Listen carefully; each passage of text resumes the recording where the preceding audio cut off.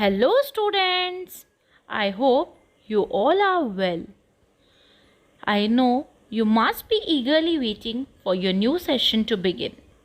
So, today we are here with you with the first lecture of class 10th social science. Today we'll start with chapter 1 of political science, that is power sharing. So, in this first lecture, we'll discuss what all topics we have to discuss in this chapter, and then we'll discuss them in detail.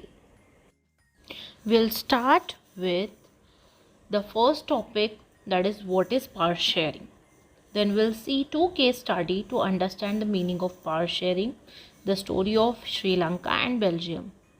Then we'll see how this power sharing worked in Belgium and how majoritarianism was seen in Sri Lanka. We will try to understand why power sharing is desirable, and at last we'll study the forms of power sharing. We will begin with the first subtopic, what is power sharing?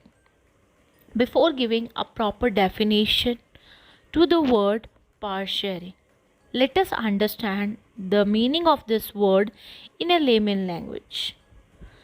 How we can see power sharing around us. Let us take a very easy example. We take the example of school. What will happen if all the power regarding the decision making in the school is concentrated only in the hands of the chairman or the director? It will become very difficult for a proper functioning of the school. Each and every time the teachers, the in charges, the principal, they have to rush to the directors or the chairperson to ask what will be the next thing we have to do.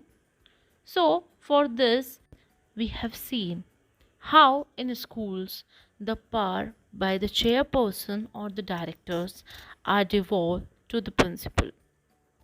Then the principal will give some of their power to the vice principal or the admin.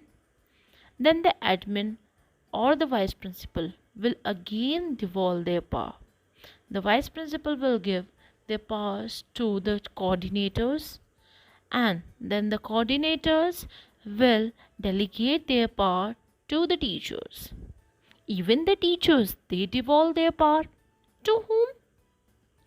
To the students. Students, how? In the form of monitors, to have a proper discipline in the class, to have a check on the homeworks, or maybe to maintain a silence in the class. The teacher will give some of their powers to the monitors. So this is how we can see power sharing is seen in our school. Same way in our home also power is shared. Power is shared from grandpa to your father, and then from your father to maybe other members of the family. So this is what actually makes the functioning of a institute, or maybe a functioning in the house or of a country smooth. So for having a smooth functioning in the country, it is required that power sharing should be there. If power will be accumulated in single hand, it will become very difficult, and again the person will try to misuse the power. We can see in a country where power is concentrated on only in single hand, dictatorship will be seen. The case will be of Hitler. We have seen how Hitler, what all measures he has taken in Germany, and how he has become the dictator of Germany. So to avoid this dictatorship, we require with power sharing. Now we come to a proper definition of power sharing. What does this power sharing means? Power sharing, it is a technique to share the power at different level. It is an idea inculcated in democracy so that the power is not concentrated in one hand, and a proper check and balance can be there. Like we have seen the case of India, how the power is shared at center, state and local level. This actually strengthens the country. It makes the administration of the country more better. So power sharing is required for a proper functioning of a country and to strengthen democracy too. Now we will see why power sharing is necessary. To understand this concept, we will discuss the case study of Belgium and Sri Lanka. We'll study how power sharing has worked in both the countries and which country played a role model.